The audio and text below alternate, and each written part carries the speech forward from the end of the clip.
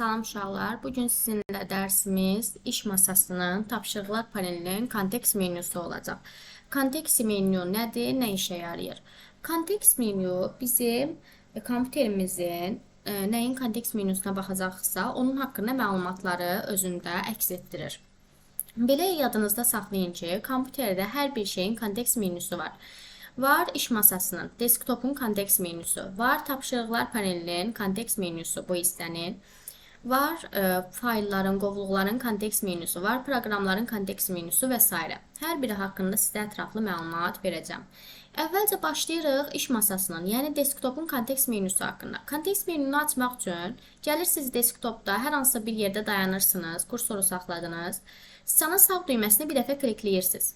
Kliklədiyinizdə bu açılan hissəyə deyirlər desktopun kontekst menyusu. Eləcə də tapşırıqlar panelinin kontekst menyusuna baxsam, yəni nəyin kontekst menyusuna baxmaq istəyirəmsə, o hissənin üzərində dayanıram. Kontekst menyunu açmaq üçün sıçanın sağ düyməsini bir dəfə klikləyirsiniz və açılan hissəyə deyirlər tapşırıqlar panelinin kontekst menyusu. Və ya faylın kontekst menyusuna, qovluğun kontekst menyusuna baxmaq istəyirsiniz. Qovluğun üzərinə gəldim, sağ düyməni bir dəfə basırsınız və açılan hissə olacaq qovluğun kontekst menyusu. Bax belə. İndi başlayırıq biz desktopun kontekst menyusundan. Desktopun kontekst menyusunu dediyi açmaq üçün gəldik üstünə, sağ düyməni bir dəfə kliklədim və açılan hissə oldu desktopun kontekst menyusu. Ola bilər ki, kompüteriniz ingiliscə olsun dili. Bunlar hər biri ingiliscə yazılacaq. Görünüş hissəsi, yəni view hissəsinə daxil olduğunuzda sizi belə bir pəncərə qarşılayır. Burada nələr var? Baxın, bunlar iş masamda olan hər biri, iş masamda yerləşdirdiyim ikonlar, piktoqramlar deyirlər buna. Onların görünüşlərinin dəyişdirilməsi üçündür. Bunları böyük də edə bilərsiniz, kiçik də edə bilərsiniz, görünüş cəhətdən. Və ya orta da edə bilərsiniz. Daha çox orta piktoqramlardan istifadə edilir. Gördünüz, bu kiçildir və yaxud da orta da edə bilərsiniz. Eləcə də bunları təkcə sağ düymə vasitəsilə deyil, klaviaturadan, baxın, klaviatura vasitəsilə kontrolu, shifti və 2-ni bastığımda daha böyük, kontrolu, shifti və 3-ü bastığımda daha orta, kontrolu, shifti və 4-ü bastığımda isə daha kiçik piktoqramlar almış oluram. Bu da belə. Yəni bunları klaviaturadan da edə bilərsiniz. Sonra görünüşdə başqa nələr var? Baxın, görünüş hissəsində aşağıda avtonizamlama piktoqramları var və bir də piktoqramları tor üzəri düzləndir var. Bunlar nədir? Gəlin bunların qaliskasını götürüm hələ ki sizə izah etmək üçün. Baxın, mən piktoqramlarımın gəlirəm, yerlərini dəyişdirirəm, elədirmi? Belə dəyişdirdim, bunlar qarışıqdır. Sizə deyirlər ki, desktopumu nizama sal, desktopum qarışıqdır. Gəlirsiniz görünüş hissəsinə. Görünüş hissəsindən, baxın, bu piktoqramları tor üzrə düzləndirə əvvəl izah edeyim. Bunu qaliskasını bastığımda gördünüz, onlar müəyyən bir nizam üzrə düzüldülər, müəyyən bir cədvəl üzrə düzüldülər. Amma gəlib siz görünüş hissəsindən avtonizamlama var, ona daxil olduğunuzda isə onlar avtomatik olaraq özləri düzlənmiş olacaqlar. İndi buradan mən avtomatik nizamlamanın qaliskasını götürürəm və tor şəklində nizamlamadır. Mən yenə də bunların yerini dəyişdirə bilirəm. Və müəyyən cədvəl üzrə dəyişdirirəm təbii ki, tor üzrə düzləndirməni seçmişəm çünki. Amma gəlib avtonizamlamanı seçdiyimdə özləri nizamlandığında mən bunların yerlərini dəyişdirə bilmirəm artıq. Bunu da yadınızda saxlayın. Bu da belə. Sonra gəlir bizdə görünüş hissəsində ən sonuncu bax, iş masasının piktoqramlarının göstərilib göstərilməməsidir. Bunu da təyin edə bilərsiniz. Buradan götürərəm ümumiyyətlə iş masam bomboş olar, piktoqramlarım görünməz. Və ya istəyirəm görünsünlər, buradan qalikanı qoymalıyam ki, görünsünlər. Bu da belə. Sonra keçirik ikinci sırala hissəsi. Sırala hissəsində də piktoqramlarımı ad üzrə düzləndirməsini istəyirəm. Yəni A-dan Z-ə və ya ölçüsünə görə, elementin növünə görə, dəyişdirmə tarixinə görə bunları da buradan sırala hissəsindən təyin edirsiniz. Məsələn, ad üzrə düzləndir dedimdə A-dan Z-ə düzləndirdi. Ölçüsünə görə kiçikdən böyüyə, böyükdən kiçiyə özü düzləndirir. Elementin növünə görə düzləndirir, dəyişdirmə tarixinə və s. Gəlirik üçüncü hissə, təzələ hissəsi. Bu ingiliscədirsə kompüteriniz refresh kimi göstəriləcək. Təzələ nədir və nə üçün istifadə olunur? Baxın, təzəlik hissəsi kompüterinizdə müəyyən donmalar olduğunda, müəyyən proqramda donma olur məsələn, onda kompüterinizə refresh verməlisiniz. Yəni təzələməlisiniz ki, kompüterə məlumat gedib çatsın. Və yaxud da hər hansısa bir piktoqramın şəklini dəyişdirmisiniz və görürsünüz ki, həmin piktoqramı dəyişdirmisiniz, amma kompüterinizdə o dəyişilməyib, o göstərilmir. Onda yenə də refreshdən istifadə edirsiniz. Refreshin qısa yol düyməsini də sizə qeyd edim. Yəni bunu klaviaturadan da edə bilərsiniz. Klaviaturadan refreshin düyməsi isə F5-dir. F5, bax bu. F5. Bəzi kompüterlərdə, məsələn mənim kompüterimdə F5 düyməsi parlaqlığın azaldılması üçün istifadə olunur. Ola bilər sizin kompüterinizdə belə olsun. Ona görə FN var bax burada. FN düyməsi köməkçi düymədir. FN-dən F5-i bir basın. Onda artıq refresh vermiş olacaqsınız. FN və F5. Amma F5-i tək bassanız, onda parlaqlıq azalır. Məsələn məndə bəzi kompüterlərdə ola bilər ki, səs üçün olsun. Bu da belə. Yəni FM və F5-dən istifadə edə bilərsiniz və yaxud da sağ düyməni basıb təzələ hissəsinə də daxil ola bilərsiniz. Sonra gəlir burada sil əmrinin qaytarılması, yəni bayaq gördüyüm işlərin geri qaytarmaq üçün istifadə edilir. Bu da belə. Sonra yeni hissəsi qalsın, bu sonra izah edəcəm. Gəlir burada display parametrləri. Gəlin daxil olaq display parametrlərinə. Display parametrlərinə daxil olduğunuzda bizi belə bir pəncərə qarşılayır. Bu hissədə nələr var? Buradan parlaqlığın azaldılması, artırılması, bunu bayaq dediyim kimi klaviaturadan da F5 düyməsindən edə bilərsiniz. Təbii ki, sizdə hansıdırsa onu seçərsiniz.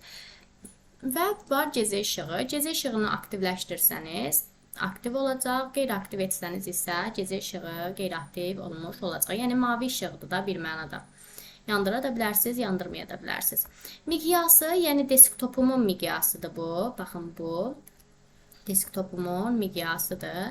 Və burada miqyas olaraq nə deməkdir? Yəni burada məsələn hərflərin falan biraz böyük formadadır. Yox, girsəm mən buradan 100 etsəm, daha kiçik formada, bax belə yığılmış formada göstəriləcək. 150 etsəniz daha böyük formada, 175 etsəniz daha da böyük formada görmüş olacaqsınız. Yəni sizə necə uyğundursa, sizi necə rahatsınızsa onu seçirsiniz. Tövsiyə olunansa 125%-dir. Var displeyin əks etmə qabiliyyəti. Yəni mənim displeyimdə ekranım məsələn 1920-ni seçdiyinizdə, 1080-ı seçdiyinizdə bütün ekran boyu görünəcək. Yox, əgər məsələn seçirəm 1280-nin 600-ə, daha yığılmış formada görünmüş olacaq. Yəni qıraqlardan yığılmış formada. Və ya 1400-ün 1050-yə seçdiyinizdə də daha da yığılmış formada. Yəni bunu da dediyim kimi özünüzə uyğun olaraq özünüz seçmiş olursunuz. Tövsiyə olunan isə 1920-nin 1080-dadır. Yəni tam ekranı götürmüş olursunuz. Displey istiqaməti nədir? Bu var, indi məndə albom formasındadır. İstəsəniz bunu portret formasına çevirdiyimdə isə çevrilmiş formada olacaq. Baxın belə. Bu da belə. Sonra var çevrilmiş portret, yəni daha sağa formada, var çevrilmiş albom, bu da sola formada, çevrilmiş formada olacaq. Yəni hansı sizə uyğundursa onu seçib istifadə edə bilərsiniz. Çoxsaylı displeylərə girdiyimizdə isə, yəni siz bir dənə displeydən deyil, eyni anda bir çox displey yaradıb istifadə edə bilərsiniz. Onu necə yaradırıq göstərəcəm. Onların da buradan tənzimləmələrini yerinə yetirirsiniz. Yəni bir mənada o displeylərdə nələr baş versin, neçə pəncərə açılsın, pəncərələr minimallaşdırılsınmı və s. bunları da buradan təyin edirsiniz. Sonra bu oldu displeyin parametrləri hissəsi. Sonra gəlirəm bir də kontekst menyuya daxil olduğumuzda aşağıda fərdiləşdir hissəsi var. Gəlin biraz da fərdiləşdirmə hissəsindən danışaq. Yəni personalize da sizdə ingiliscə isə personalize yazılan hissədir. Bura daxil olduğumda fon hissəsi gəlir ilk öncə. Gəlin fon hissəyə daxil olaq. Fon hissəsinə daxil oldum. Fon hissəyə daxil olduğumda bizi belə bir pəncərə qarşılayır. Burada nələr var? Yəni mənim displeyimin ekran şəklinin dəyişdirilməsi bir mənada. İş məsamda hansı şəkili istəyirəmsə onu seçib qoya bilərəm. Bunlar mənə kompüterin tövsiyə elədiyi şəkillərdir. Yox, əgər baxın, bu hissədə var şəkil və mən bura daxil olsam, slayd nümayişi, dolğun rəng, Windows faydalı məlumat və s. Bunlar nə deməkdir? Yəni sən istəyirsən displeyində bir dənə şəkil olsun, hər dəfə bir şəkil göstərilsin. Yoxsa buradan slayd nümayişini seçsəm, bu şəkillər bir-bir ayrı-ayrı görünəcəklər və onların dəqiqəsini də özün seçəcəksən ki, hər dəfə neçə dəqiqədən bir şəkil dəyişilsin, neçə dəqiqədən bir başqa şəkil göstərilsin və yaxud da şəkil sırası təsadüfi mi olsun, yoxsa hər dəfə eyni şəkillər birinci bu gəlsin, ikinci bu gəlsin, onların sırasını da özün buradan təyin edə bilərsən. Amma slayd nümayişi mən sizə deyərdim ki, telefonlarda olduğu kimi bataryanın daha tez qurtarmasına səbəb olur. Ona görə də şəkillər daha məqsədə uyğundur. Və burada ola bilər ki, siz deyərsiniz ki, mən kompüterin mənə verdiyi şəkilləri bəyənmirəm, bunları istəmirəm. Onda özünüz də təbii ki, şəkil əlavə edə bilərsiniz. Bax, burada fotolara bax hissəsi var. Bura daxil olduğunuzda, kompüterinizdə hər hansısa bir şəkil var, məsələn, o şəkildən istifadə etmək istəyirsiniz. Bura daxil olub o şəkili seçib də, məsələn, deyək ki, olsun bu. Seçib də istifadə edə bilərsiniz. Şəkili seçə vururam. Artıq o mənim desktopumun şəklidir, ekran şəklidir. Təbii ki, bunu biraz nizamlaya bilərsiniz. Yəni, bax, buradan doldur hissəsi var. Bu doldur hissəsindən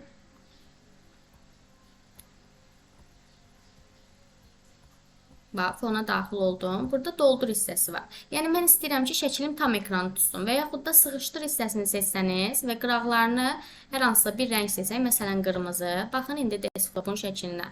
Şəkil ortada oldu, qıraqlardan isə, yəni sıxışdırılmış formada göstərildi. Qıraqlarının rəngini də həmçinin özümüz seçmiş olduq. Bu da belə. Və ya istəsəniz, mərkəzdə də qoya bilərsiniz. Şəkil mərkəzdə olsun.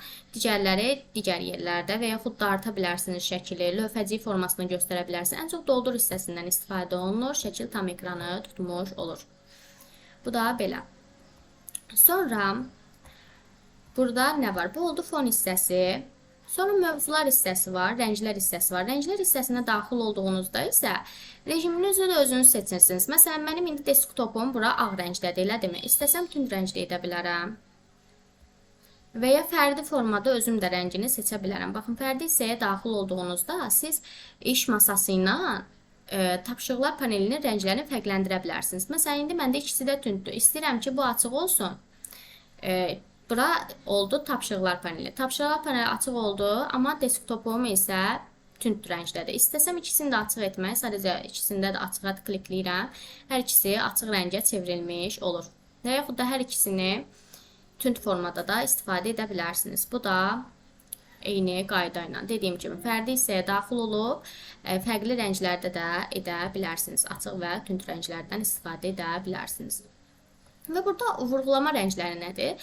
Ola bilər ki, bəzi insanlar deyirlər ki, mənim desktopumda şəkil istəmirəm. Mən istəyirəm ki, full bir dənə fərdi şəkil rəng olsun.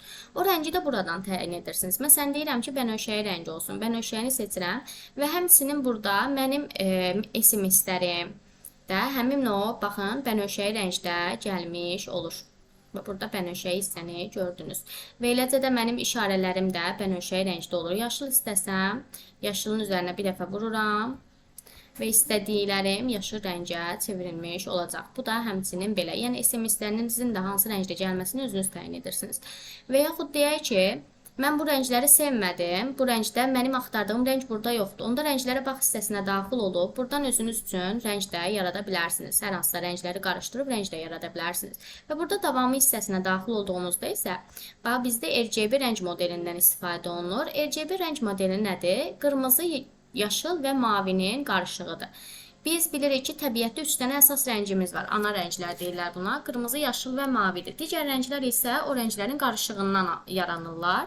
Burada isə rəqəmləri 255-ə qədər dəyişə bilərsiniz. Məsələn, mən istəyirəm ki, ağ rəngi alım. Onda hamısını 255 etməlisiniz. Çünki bilirik ki, bütün rənglərin qarışığı bizə ağ rəngi verəcək.